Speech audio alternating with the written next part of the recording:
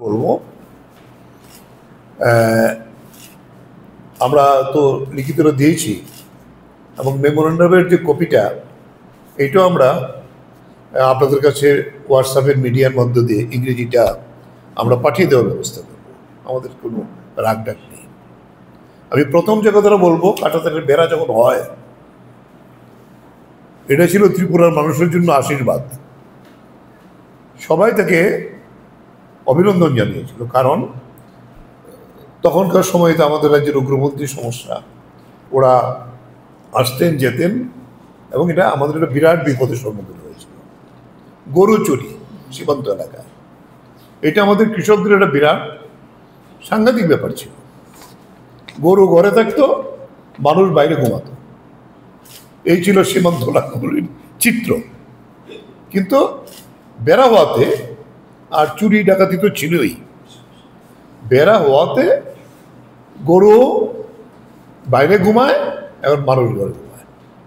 উগ্রপন্থীর সমস্যা সমাধান করার ক্ষেত্রে এই কাঁটাতারের বেড়া আমাদের দারুণভাবে সাহায্য করেছে, এটা তো অনস্বীকার্য। এই জায়গায় দাঁড়িয়ে কিন্তু আজকে আমরা বলবো, গত 5-6 বছরে এই কাঁটাতারের বেড়াটা, কাঁটাতারের ভেতরে যাদের জমি পড়েছে, এরকম আমরা চিহ্নিত করেছি 20 থেকে 25,000। এই জমির যারা মালিক, আপনারাও নিজেরাও যেতে পারেন। আমরা রাজ্যে ধর্মনগর থেকে আরম্ভ করে সাবরুম হয়ে একেবারে এদিকে আমাদের করবুক, এটাই তো সীমান্ত এলাকাটা, 800 কিলোমিটারের উপরে। এখন পর্যন্ত বেড়া হয়েছে 775 কিলোমিটার, আরও 80 কিলোমিটারের মতো বেড়া বাকি আছে। এটা দুর্গম দীক্ষা, এই জায়গাটা বাকি আছে।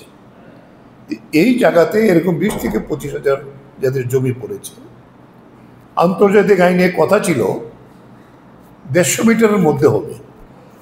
এখন এটাও পরিবর্তন হয়েছে, সোনামুড়ার এবং মোহনপুরে এখন 0 লাইনে দেওয়া যায়।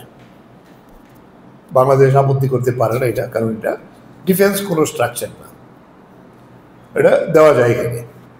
কিন্তু আমাদের বেড়াটা হয়েছে 501 কিলোমিটার, 1.5 কিলোমিটার দূরে দূরে।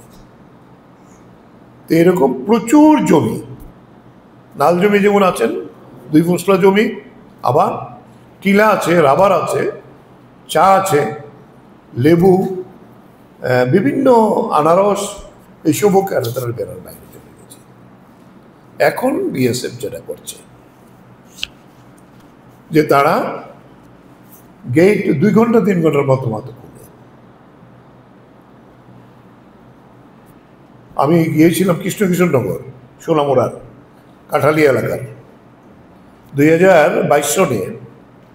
একজন কৃষক ভেতরে তার স্ট্রোক হয়েছে, 60 বছর বয়সে, বেলাল মিয়া।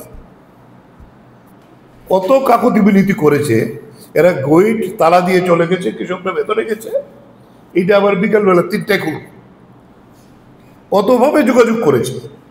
কিন্তু কিছু কোম্পানি নাই, না এলে গেট হইতো না। ওকে হাসপাতালে নিতে পারেনি, সে মারা গেছে। এই ধরনের ইনসিডেন্ট হয়েছে। গেছে আমি নরসিংগড়, বলতা কামড়িয়েছে একজন কৃষককে, তাকে চিকিৎসার জন্য আনতে পারেনি, সেখানে গড়াগড়ি খাচ্ছে, মানুষ চিৎকার করছে, বিএসএফ বলছে আমরা পারবো না, এটা আমাদের অর্ডার নেই। এরকম একেবারে সাংঘাতিক ঘটনাগুলো এরকম ঘটছে। আর এখন মানুষ অতিষ্ঠ হয়ে